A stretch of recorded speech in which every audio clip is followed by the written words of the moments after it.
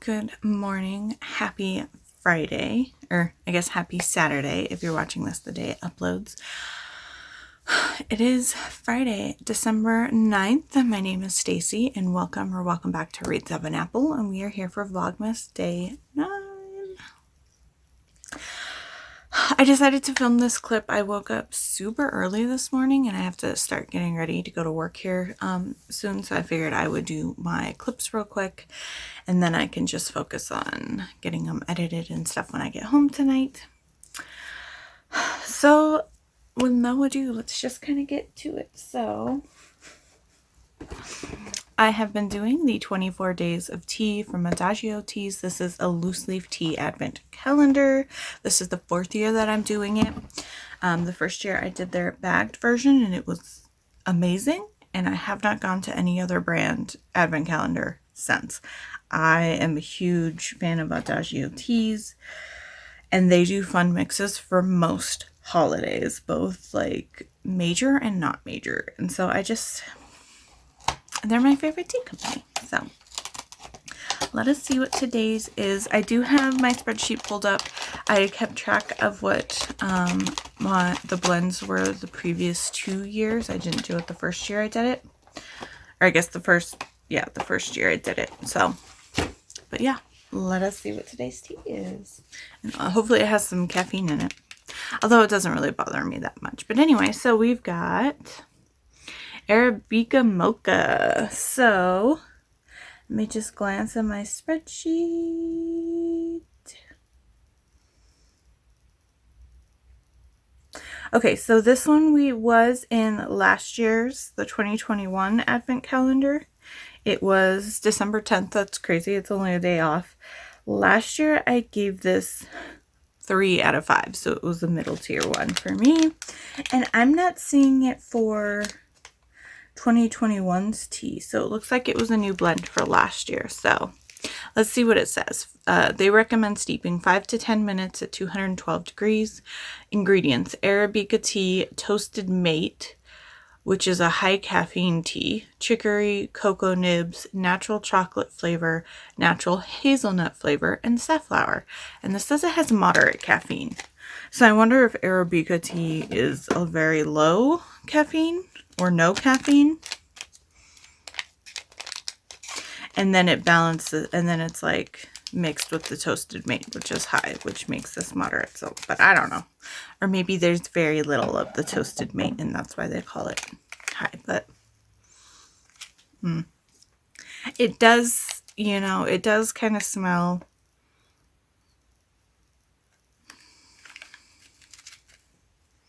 like a tea version of Nutella. Like it's got that hazelnutty and just kind of nutty, and the cocoa comes through, but I feel like the tea scent or the teas are the strongest scent out of the bag. But that is what it looks like. The little pops of red are the safflowers. So today I'm using my kitty silicone strainer because it pops right out. And then I've got my little World Market teacup little thing. I don't even know what they call this, but little holder kitty thing.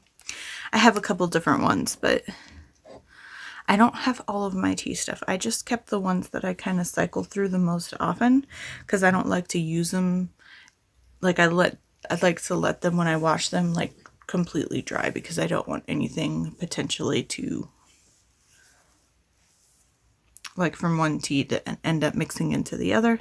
And then I will show you real quick before I pour this in. Today I'm using my Minerva Spencer new mug. I won this from a giveaway from her, and this is to celebrate her new release, the Boxing Baroness.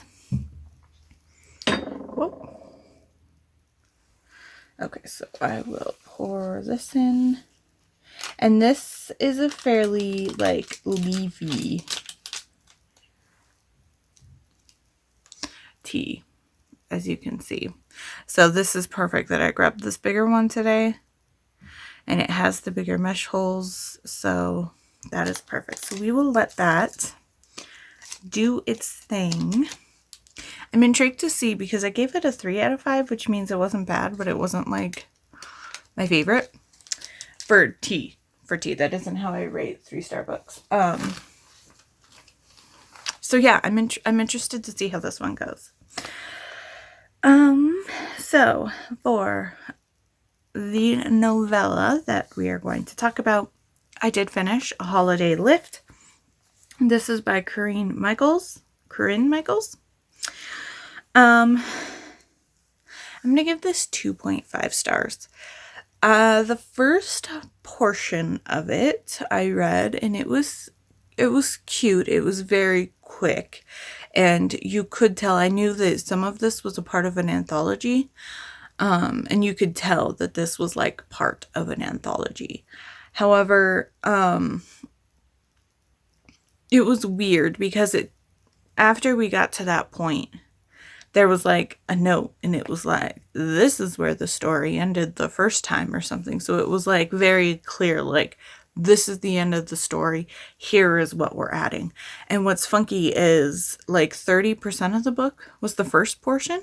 So she added quite a bit. And the parts that she added was 2 years after the first little chunk. So the first little chunk is Holly and Dean are in the elevator at work. They had slept together like a weekish before. It seemed like they were both kind of developing feelings for each other when they had to work on different projects and just compete against each other for pitching. It sounded like they were maybe some sort of advertising firm because they kept talking about pitching for customers and stuff. And when they get trapped in the elevator because the power goes out and the generator is not working during a snowstorm, they get stuck in there for like an hour or 2 hours. It's not very long. And it's definitely not, like, I try not to compare it, but it definitely made me think of, oh my gosh, Light in the Darkness?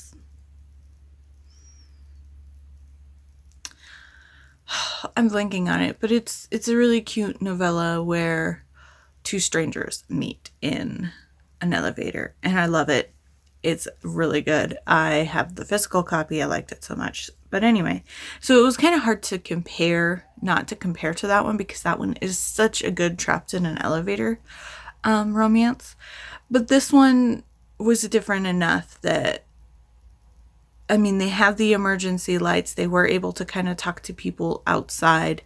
It wasn't as dire of a situation because I feel like during the work day, or at least enough that a lot of people were still in the building. And basically it allows them to kind of get over their miscommunication that they had which was, she was just like, oh my gosh, this is a mistake. We worked together. And she's like freaking out. And she was scared because her previous relationship, they got engaged on Christmas. I think her birthday is on Christmas Eve, or her birthday is around Christmas, but we never actually saw her celebrate her Christmas, but she talked about celebrating her birthday. And then they broke up and were supposed to get married around Christmas. So this is the Christmas where she was supposed to be getting married on Christmas Eve, which if that's also her birthday, that's kind of weird. But I don't know. Maybe that's just me. But I mean, my mom's birthday was on Christmas. And when my mom and dad got married, they got married the 26th, December 26th, so the day after she turned 18. Or maybe she wasn't even 18, because I feel like maybe they had to get approval from my grandma to get married or something like that. But anyway, they got married the day after her birthday and Christmas, so that was fine.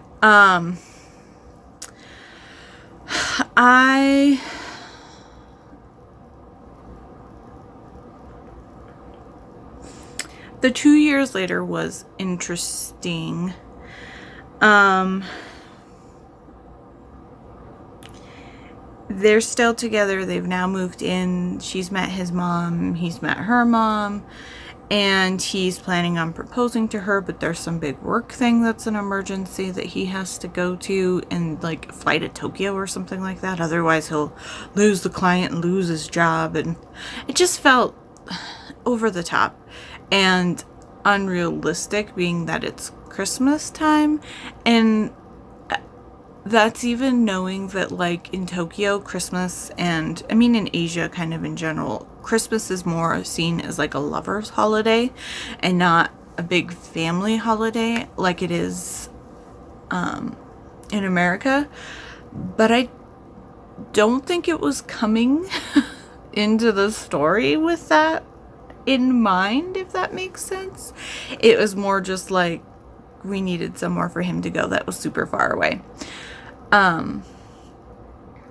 And so he was planning on doing this elaborate proposal where basically he planned their wedding and he was gonna propose to her and then get married right away. But he had kind of changes his plans, and yes, I'm spoiling this and I'm sorry, so I should have said this earlier. But I mean, if you've watched my other Vlogmases, you know I go into depth. So yeah, and so they have to kind of make everything change and they get married. So I give this 2.5 stars.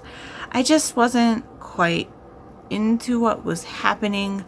I thought it was, I don't know. The first portion I would probably give like 3 stars. It was kind of nice that the only part of the miscommunication that we saw was them actually working through it. But I don't know, I just felt like the additional was odd and it didn't quite flow exactly the same. And like I would have rather seen, I don't know, it was just odd to me. And I didn't understand some of the decisions that he was making. So yeah, I'm gonna give it 2.5 stars. Part of me, I think I'll round up to 3 on Goodreads, because I definitely feel like I didn't waste my time or anything like that reading it, and I don't regret picking it up. But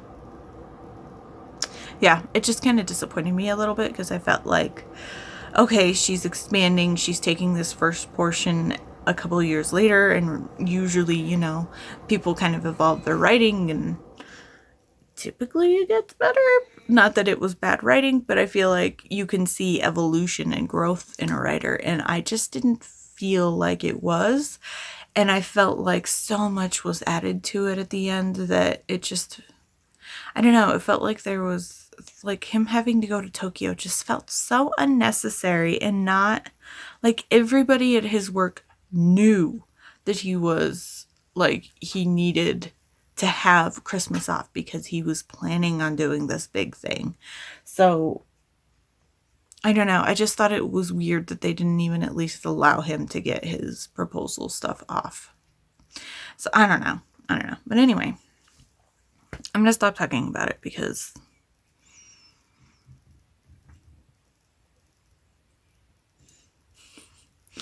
I have some milk sitting over here for cereal, but I wanted to film this first. So I didn't put my cereal in yet so it wouldn't get soggy. And the kitty has found it. So she is getting a treat this morning. Hi. You got some milk? Got a little milk mustache. Okay, let's see.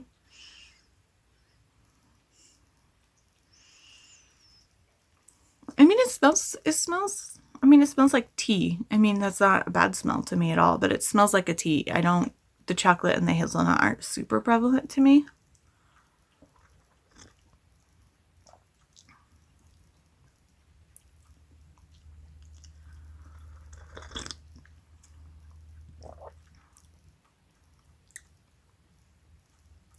Yeah, I mean, same thing, 5 out of 10. It's fine, and it tastes okay. It's just not wowing me. And I think if you're someone who drinks breakfast teas and tea in the morning because you want something strong and with a little bit of a bite to it.